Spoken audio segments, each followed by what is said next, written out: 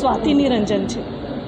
હું આજે ગુજરાતીના વાપી ખાતે મરાઠી સમાજના કાર્યક્રમમાં ઉપસ્થિત રહી છું. તમામ ગુજરાતીઓને दशहरा पर्वणि पर शुभकामना. खास करके आज का इस तरह का कार्यक्रम में आपका क्या प्रोफेशन है? बेसिकली मैं बेंगलोर से हूँ और मैं कवियत्री हूँ, लेखिका हूँ और थिएटर आर्टिस्ट हूँ. तो जब मैं बेंगलोर से यहाँ मूव हुई तो मेरे लिए एक कल्चरल शॉक था. बेंगलोर का बहुत डिफरेंट कल्चर है और वापी का बहुत डिफरेंट. तो मेरे लिए यहाँ पे कोप अप होना, नॉर्मल ज़िंदगी जीना बहुत मुश्किल था. लेकिन मुझे यहाँ पे जो जीने की एक उम्मीद थी वो मेरी कविताओं में थी. क्योंकि इतना खाली समय मिला कोरोना के टाइम कि मेरी कम से कम 20 बड़ी वही क्या बोलते पुस्तकें, नोटबुक भर चुकी है कविताओं से. तो मुझे ऐसे लगता है अभी हाई टाइम है कि मैं अपनी कविताएं जनता के सामने, लोगों के सामने, रसिकों के सामने पेश करूं. अच्छा, आपने इस तरह का कार्यक्रम कहाँ पर किया है? वापी में कितनी बार किया है? वापी में ये मेरा पहला अवसर है.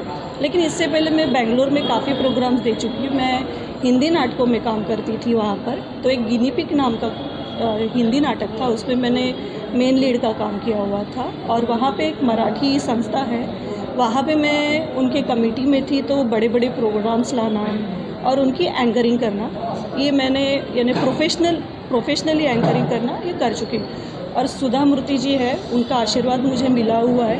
तो उस दिन से मैंने सोचा कि मुझे ज़िंदगी में कुछ करना है. 40 साल पार करने के बाद मैंने अपना करियर स्टार्ट किया है, जो मेरे लिए ऐसे लगता है बहुत एक गृहिणी के लिए थोड़ा हटके है. बेसिकली आप कहाँ की है और जो कविताएं आप लिखती है कौन कौन सी लैंग्वेज में लिखती है? आने वाले दिनों में आप और क्या करना चाहेंगे? मेरा जन्म जो हुआ है वो महाराष्ट्र के अकोला जो विदर्भ में है, जहाँ सूरज भगवान की ज़रा कुछ ज़्यादा ही आशीर्वाद है, बहुत पास में से आता है. सबसे ज़्यादा गर्मी होती है वहाँ, तो वहाँ का मेरा जन्म है. और शादी के बाद मैं दिल्ली गई, फिर दिल्ली से गुड़गावा से नासिक से बेंगलोर से वापी. तो आप भी बताओ मैं कहाँ की हूँ? मुझे तो लगता है मैं एक भारतीय हूँ. और रही मेरी कविताओं की बात, ये थोड़ा एक सेंटिमेंटल क्वेश्चन है मेरे लिए. क्योंकि जब मेरे पापा की डेथ हुई, मेरे पापा भी एक लेखक थे और कवि थे, लेकिन उन्होंने कभी दुनिया के सामने खुद को लाया नहीं. तो जिस दिन उनकी डेथ हुई मेरे सपनों में कविताएं आने लगी. और उसके बाद फिर जो हुआ वो अभी भी मैं दैविक मानती हूँ. तो जो भी आज है दशहरे के दिन मुझे यहाँ ऐसा मंच मिलना, ये भी मैं दैविक ही मानती हूँ, मेरे पापा की आशीर्वाद मानती हूँ. कुछ खास ऐसी कविता है जो शायद आपने रची हो और आपको भी वो अच्छी लगी हो और लोगों को भी लगी? हाँ जी, मेरा एक मराठी में कविता नहीं कह सकते, उसको गद्य काव्य बोल सकते हैं. 2 है. एक तो कवितेची रेसिपी, यानी कविता बनाने का कोई पदार्थ बनाते तो उसका जो वो होता है, क्या आप गुजराती हिंदी में क्या बोलते हो उसको? रेसिपी. तो मेरी कविता की एक रेसिपी है, वो थोड़ा सा विडंबन काव्य बोल सकते हो आप. और एक देवा तू लई भारी करके, वो भी विडंबन काव्य है. भगवान के ऊपर नहीं है, मानवता के ऊपर है. तो वो थोड़ा सा मुझे इसके लिए बेंगलोर में भी और कई जगह से काफ़ी अप्रिसिएशन हुआ है कि आपने बहुत अच्छा लिखा. कुछ कविताएं आप यहाँ पर हमें सुना सकती हैं? हाँ जी, बिल्कुल. दवंडी पिटवली ब्रह्मांडाने, कोणीतरी द्या उत्तर माझे. कोणी लावला शोध हिरेचा, कोणी ठरवला परीख सूर्याचा. कोण ठरवेल माप ढगांचे, कोण विणेल आकार थेंबांचे. कोण हरवेल चंद्रकलेला, कोण लुटतो चांदण्यांना. कुणासाठी नक्षत्र सजवले, का एकटे अंधाराला सोडले. कोण शोधेल रंग पावसाचा, कोण मोडेल डाव प्रेमाचा. कोण मोडेल डाव प्रेमाचा. कोण मांडेल खेळ जीवांचा, कोण ठरवेल श्वास काळाचा. कोण ठरवेल श्वास काळांचा. कोण थांबेल किरणांना, कोण भिजवेल आठवणींना. ऐकता दवंडी ही ब्रह्मांडाची, ऐकता दवंडी ही ब्रह्मांडाची, एकस्वी अधिकार घेऊन आले कोऱ्या कागदावरती जगातले प्रत्येक कवी आणि कवयित्री, जगातले प्रत्येक कवी आणि कवयित्री. खास करके आप ये जो कविताएं लिख रही है और कहीं पर जाती भी है और जहाँ पर से भी आपको इसकी सराहना मिलती है, अच्छा. ज़्यादातर ऐसा है कि जो भी कवि होते हैं उसके कुछ कटाक्ष होते हैं, वो पॉलिटिक्स को लेके होते हैं या तो समाज को लेके होते हाँ जी, हाँ जी. हैं. आप किस तरह की कविताएं बनाते हैं? मैं राधा कृष्ण की प्रेम के ऊपर आप जितना लिखो उतना कम, यानी वो असीम आकाश है. आप जितना लिखोगे, जितना उसमें डूबोगे, आप डूबते जाओ या उड़ते जाओ. तो मैं राधा कृष्ण की भक्त हूँ, उनकी वजह से ही मैं लिख रही हूँ.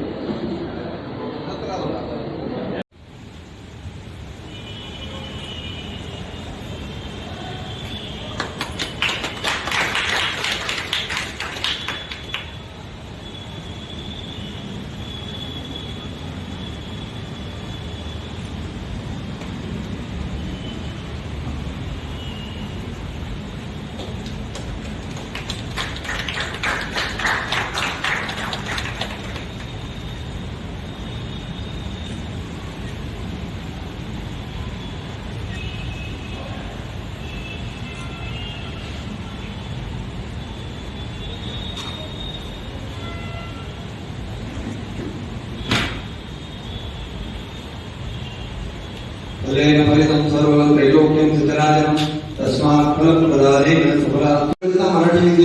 मराठी વિદ્યાર્થીઓની સંખ્યા ઘટી જતા સામાજિક જરૂરિયાત ધ્યાનમાં લઈને 2013 અને 14 થી English medium school MMM English school એ નામે શરૂ કરવામાં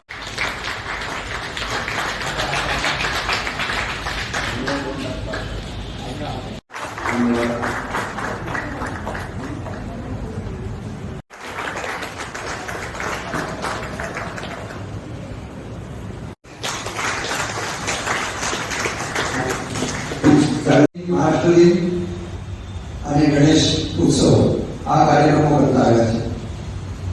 દશેરાનો કાર્યક્રમ અથવા ગુજરાત દિનની ઉજવણી અને સંક્રાંત સંમેલનની ઉજવણી વખતે બહારથી કોઈ પણ કલાકારો કે પછી આપણા સ્થાનિક કલાકારોને પ્લેટફોર્મ ઉપલબ્ધ કરાવીને એમની કલાને પ્રોત્સાહન આપવાનું કાર્ય મહારાષ્ટ્ર જે કાર્યક્રમ યોજાયો છે એમાં સૌ સ્વાતિ નિરંજન ધર્મે તેઓ કવયિત્રી છે અને સાથે સાથે ઉપસ્થિત આપણા સૌ શ્રોતાઓ સાથે ગપ્પાગોષ્ઠી જેવી સાથે વન ટુ વન સંવાદ કરીને કાર્યક્રમનો આનંદ આપવાનો પ્રયાસ કરશે.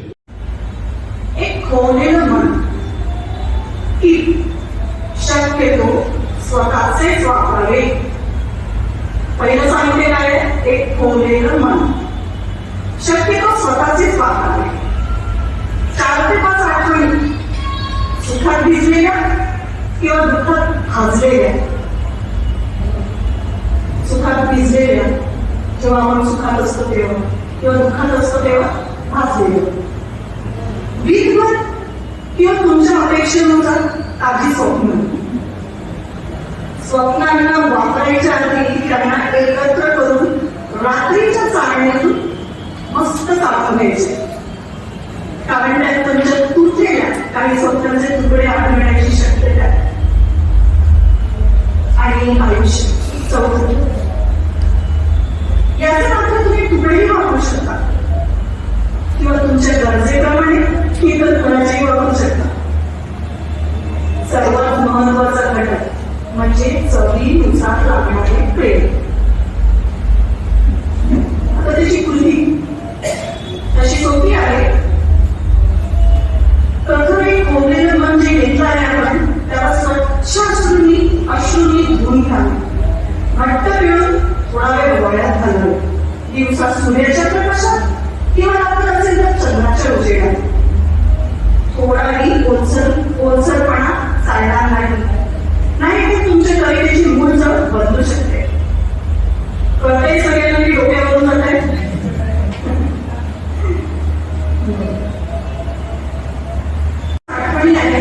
निवडलेल्या व भाजलेल्या किंवा भिजवलेल्या एकत्र कराव्या आणि ती चालवून पाखडलेली स्वप्न एका मिश्रणात घालावी.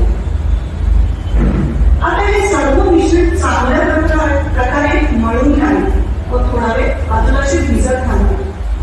थोड्या वेळानंतर त्या आयुष्याला त्या मिश्रणात मॅरिनेट करावे.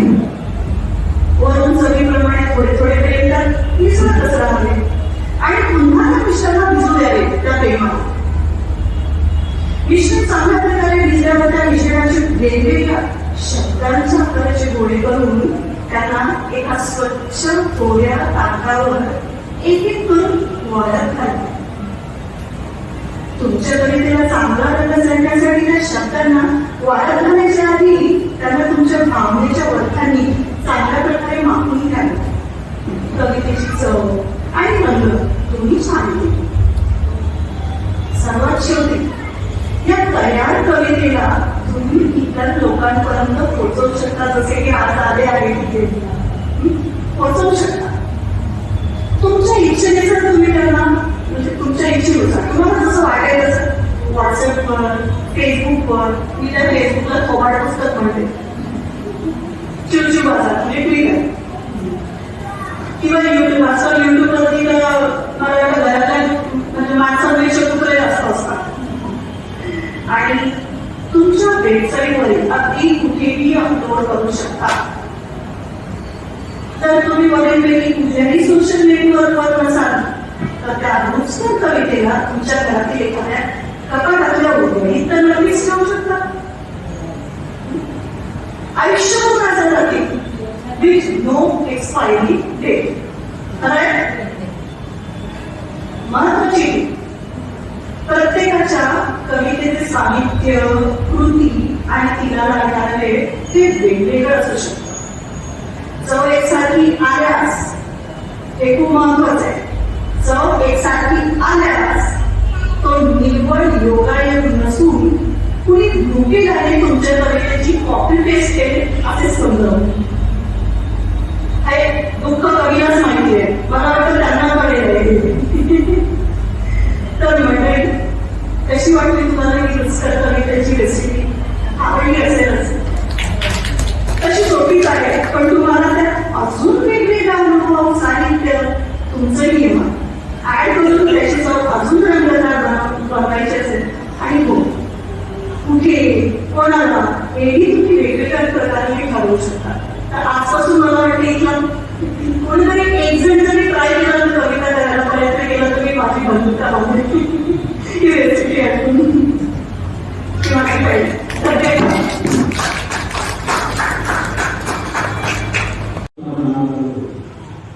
अलीकडेच त्यांची ओळख झाल्यानंतर आपण त्याचा कार्यक्रम केला.